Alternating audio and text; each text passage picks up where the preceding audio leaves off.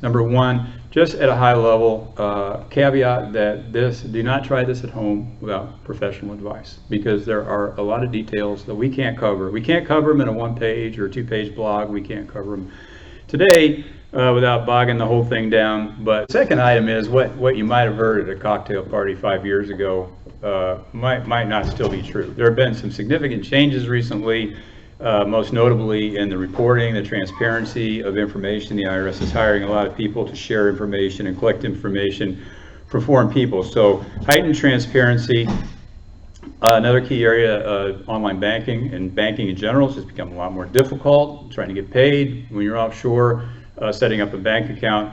Okay. And the other thing is that the 2017 tax law changed a lot of things. So what I'm talking about maybe is kind of what's left over, what's kind of in vogue as having more or less endured the significant changes that have been going on. Not that there might not be other exotic alternatives. Today we're going to talk about 4 different categories of offshore planning that, Brian, you could take advantage of. Let's start out with the first option, which is the nuclear option, and that is renouncing your citizenship. You're a U.S. citizen. The U.S. taxes its U.S. citizens on your global income. So you might live in a foreign country and work in a foreign country and not be driving on U.S. roads and not be taking advantage of anything else in the U.S. You're still subject to taxation as if you were in Ohio or anywhere. And so that's a system that a lot of people don't like, and to the extent they really don't like it, what they might do is renounce their citizenship. And basically there's a formal process you go through.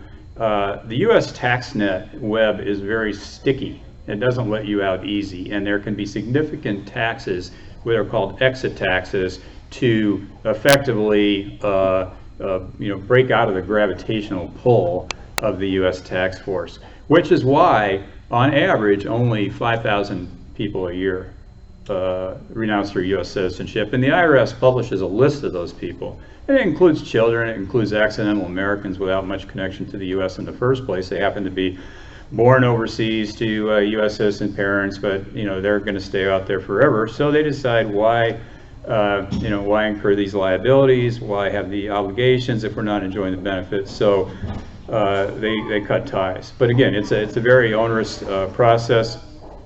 Certainly not for everybody, for these narrow few. I will say that in 2020 to date, the number of citizens who have taken this approach we're setting a record. So far in the first 2 quarters, we have beat every year except 2016, and we're on pace to basically double the average this year, which I think is more about maybe the politics that are going on versus the tax advantages.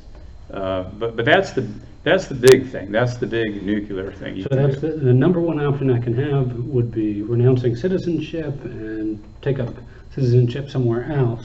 And that is a nuclear option. But no more quick trips to Orlando Disney World yeah. should you pursue that option. Because if only 5,000 people a year are doing this versus how many people are entering the U.S., millions. It's millions, and that's millions trying to get in. Part of I don't want to be on the wrong side of that ratio. I think in the future I probably will want to take those short trips to Orlando. You'll be on the way out of Kennedy Airport, and Prince Harry will be on the way in. So it's really just swapping one for in and out. Yeah, I don't know who's winning in that one, but hopefully it would be me if I wanted that option. So that's a nuclear option, leaving, just renouncing U.S. citizenship. But if I'm not ready for that, if I want to do something else, what are my other options for that? So let's talk about item number 2. If you're in the no nuke crowd, I was thinking the next best thing is moving to one of the U.S. territories, United States Virgin Islands or Puerto Rico. Mm-hmm. And the situation is that Puerto Rico and the USVI, they're territories. You're a U.S. citizen. You can pop in and out, and you can work there. You can buy property there. It's very flexible. And recently, Puerto Rico in particular has made it more attractive for U.S. citizens because they put in place a couple of acts which provide both a corporate business rate exemption and an individual tax exemption. So combined, you can generally get into the single digits with respect to taxes. Okay. And you're probably thinking, well, I'm still a U.S. citizen. Don't I also get taxed by the U.S.? And the fact is that there's a particular provision in U.S. tax law that says if you are a bona fide resident of Puerto Rico and you meet these residency standards, the U.S. will not tax you. They will relieve you of your island source income.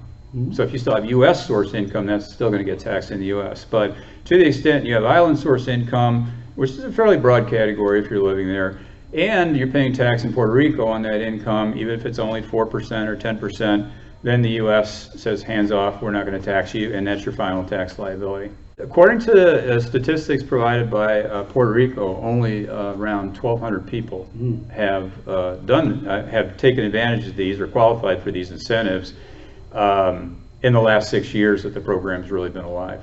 Wow. And I would say that in the U.S. Virgin Islands, it's probably fewer people because the conditions are more stringent. This is what Jeffrey Epstein was doing, and I believe allegedly in the United States Virgin Islands, and among other things.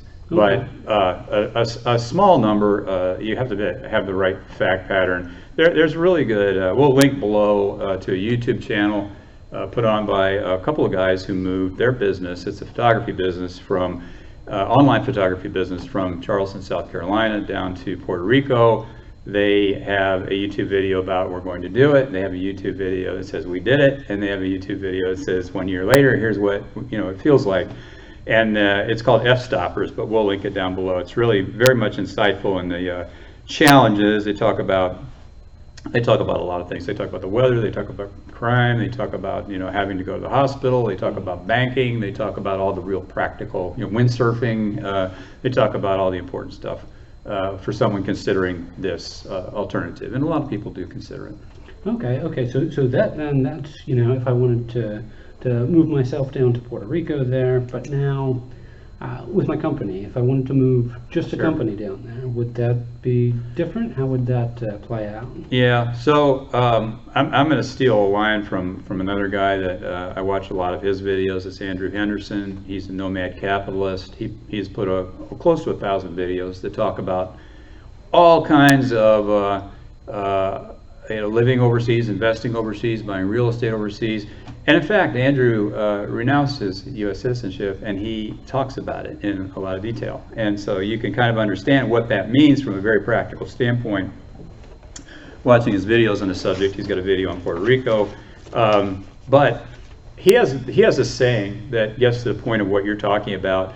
It's not enough to move your assets, you have to move your ass. Mm-hmm. So what really doesn't work is putting assets like investment assets in a foreign company. I saw an article after the 2017 tax law from a very reputable publication that suggested exactly that. Well, you put your investment assets in a foreign corporation, and these things will happen, and it's good stuff. I'm offshore. And it really doesn't work that way. And I don't think there's really anybody who's promoting, that. I mean, there are all kinds of exotic investment strategies being run around, and we can talk about some of those on a later episode, but generally what we're talking about here is people who are willing to live and work outside the United States.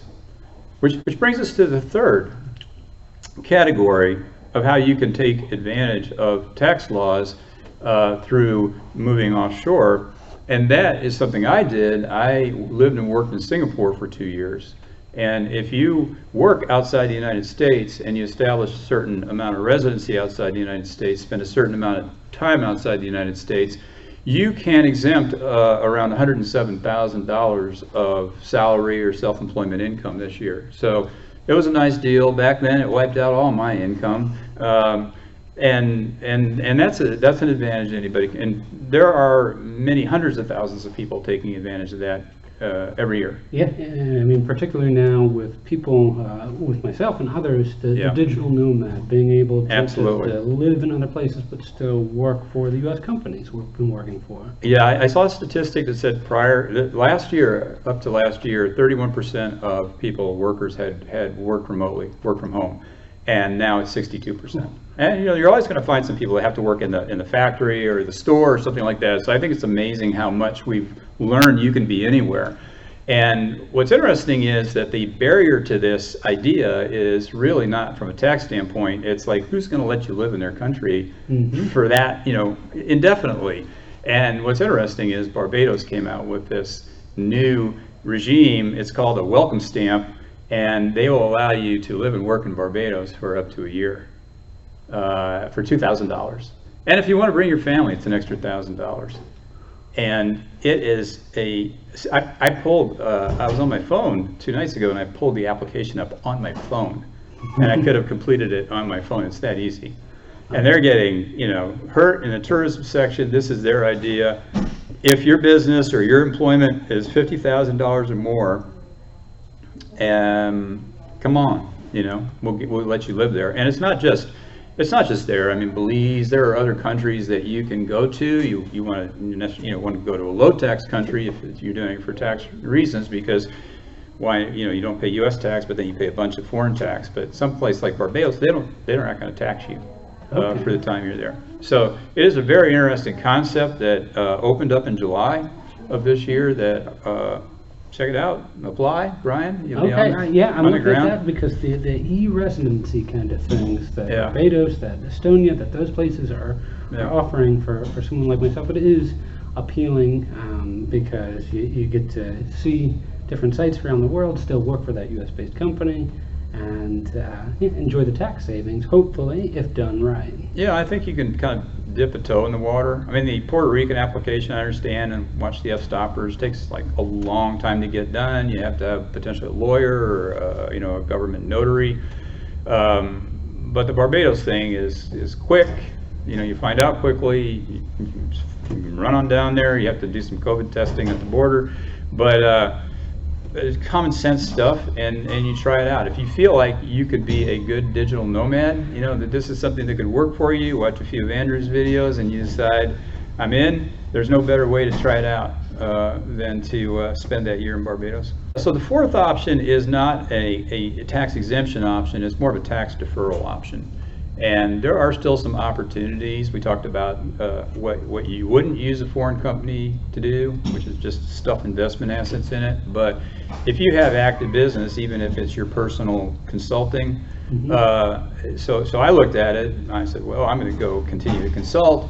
I can do that from Bermuda. I quite like Bermuda.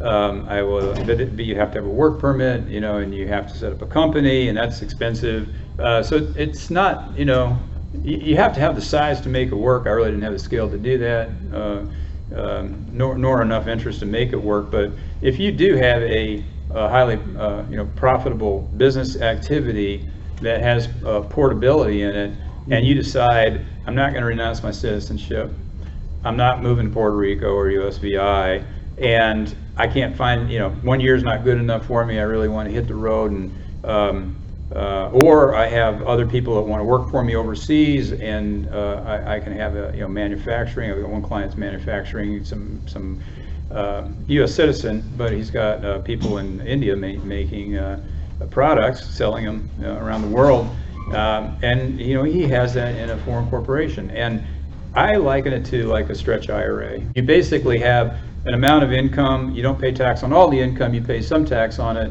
as you earn it, but the bulk of the tax is not paid until you take it out, until you withdraw it. So if you're reinvesting, you have a business, it's got inventory, it's got receivables, it's building up working capital, and you conduct that business, and it's a foreign business, and you conduct that foreign business through a foreign corporation, you can do that with some amount of tax-free dollars, pre-tax dollars. And I think that makes a lot of sense. And that's still available. I mean, some advisors don't recommend after 2017 using a foreign corporation. I think in a lot of fact patterns it makes a lot of sense.